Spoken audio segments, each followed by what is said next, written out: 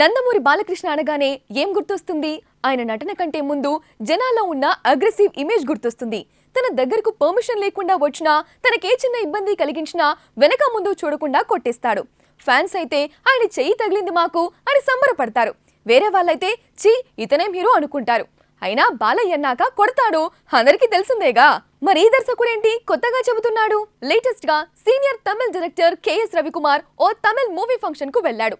వెళ్ళినవాడు ఆ సినిమా గురించి వదిలేసి మన బాలయ్య మీద పడ్డాడు. ఇంతకీ ఏమన్నాడో తెలుసా? బాలకృష్ణ ముందు ఎవరైనా నవ్వితే అస్సలు తట్టుకోలేడు. తననే చూసి నవ్వుతున్నారు అనుకుని వాళ్ళని కొడతాడు కూడా. అందుకే ఆయన ముందు ఎవ్వరూ నవ్వకూడదు. ఓసారి మా అసిస్టెంట్ ఫ్యాన్ సరిగ్గా పట్టుకోలేదు. అది కాస్త బాలయ్య తలవైపు తిరిగింది. దీంతో ఆయన విగ్ చెరిగింది.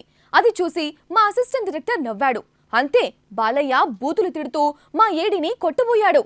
నేనే అడ్డం వెళ్లి ఆ అసిస్టెంట్ ను తిట్టి అక్కడి నుంచి పంపించేశాను అంటూ రవికుమార్ చెప్పిన మాటలు సోషల్ మీడియాలో మంటలు రేపుతున్నాయి.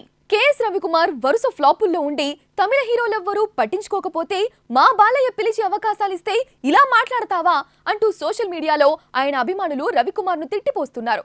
ఇదే అదనుగా అటు రాజకీయ నాయకులు కూడా సెటైర్స్ వేస్తున్నారు. అన్నట్టు ఈ కేఎస్ రవికుమార్ బాలయ్యతో జయసింహ, రూలర్ అనే సినిమాలు చేశాడు.